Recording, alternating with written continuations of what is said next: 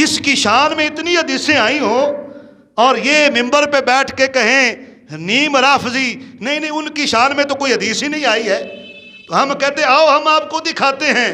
یہ پاک صلی اللہ علیہ وسلم آپ اپنی رضائی خالہ کے یہاں تشریف لے گئے، حضور صلی اللہ علیہ وسلم وہاں سوئے، فنام رسول اللہ صلی اللہ علیہ وسلم، حضور وہاں سو گئے، ثم استيقظ وهو يضحك، حضور اٹھے اور اٹھ کے حضور مسکرانے لگ گئے۔ اب آپ کی خالہ حضور سے فرمانے لگی، عرض کرنے لگی حضور میرے علاوہ گھر میں کوئی ہے نہیں اور ایسا کوئی واقعہ بھی پیش نہیں آیا، آپ قیلولہ فرما کے اٹھے ہیں تو آپ اٹھ کے مسکرانے لگ گئے ہیں، حضور وجہ کیا ہے، آپ کیوں مسکرا رہے ہیں؟ اب حضور نے فرمایا اے میری خالہ جان، الناس من امتی، ناس من امتی اردو علیہ غزاتن فی سبیل اللہ، اے میری خالہ میں سویا، آنکھیں میری بند تھی مگر دل میرا جاگ رہا تھا۔ یہ حضور نے فرمایا تنام عینایا ولا ینام قلبی، حضور کا فرمان ہے، فرمایا میری آنکھیں سوتی ہیں مگر میرا دل جاگتا ہے۔ حضور سو جائیں حضور کا وضو نہیں ٹوٹتا، ہم سو جائیں وضو ٹوٹ جاتا ہے نا، مگر حضور اگر سو جائیں حضور کا وضو نہیں ٹوٹتا، کیونکہ حضور صلی اللہ علیہ وسلم کا دل جاگتا ہے۔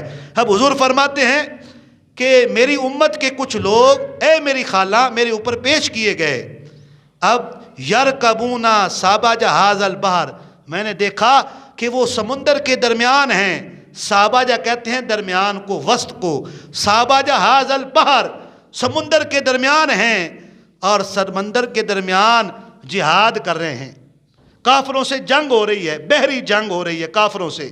اب یہ صحیح بخاری ہے جس نے رافضیوں کی، نیم رافضیوں کی مت ماری ہے۔ آج ایسے بھی پیر ہیں معاذ اللہ جو سیدنا امیر معاویہ رضی اللہ تعالیٰ کے خلاف ہے، جن کی شان نبی پاک بیان کریں۔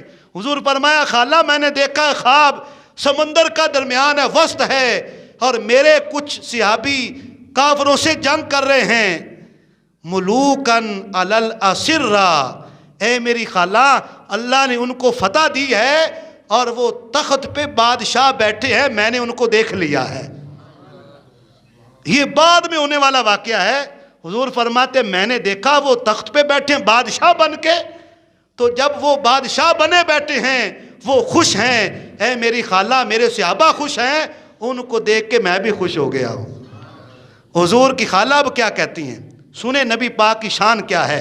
اب حضور کی خالہ کہتی ہیں حضور اچھا وہ اتنی شان والے ہیں تو آپ ادعوا اللہ ان یجعلنی منہم، تو آپ دعا کریں ان میں مجھے بھی شامل کر دیں، جو اتنی شان والے ہیں جن کو دیکھ کے آپ مسکرا رہے ہیں، دعا کریں ان میں بھی شامل ہو جاؤں۔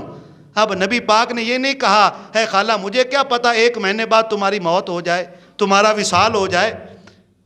حضور صلی اللہ علیہ وسلم کو اللہ نے سارے اختیار دیے ہیں۔ فدعا لها رسول اللہ صلی اللہ علیہ وسلم، نبی پاک صلی اللہ علیہ وسلم نے دعا فرما دی۔ ثم وضع رأسه ثم استيقظ وهو يضحك، حضور پھر آرام کرنے لگ گئے، تھوڑی دیر کے بعد حضور پھر اٹھے، حضور پھر مسکرانے لگ گئے۔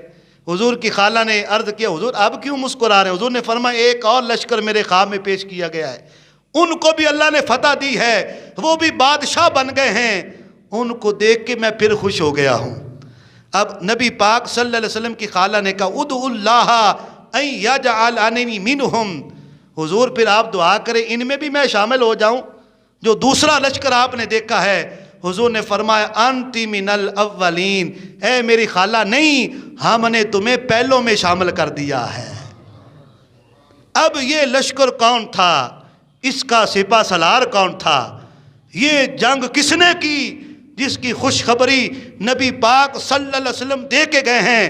حضرت امام بخاری فرماتے ہیں فرقبت البحر فی زمانی معاویہ بن ابی سفیان رضی اللہ تعالیٰ عنہ، حضرت امام بخاری کہتے ہیں اس جو مجاہد تھے، ان کے جو سپہ سالار تھے جن کے دور میں یہ غزوہ ہوا اور فتح نصیب ہوئی، اس سپہ سالار کا نام حضرت سیدنا امیر معاویہ رضی اللہ تعالیٰ عنہ ہے۔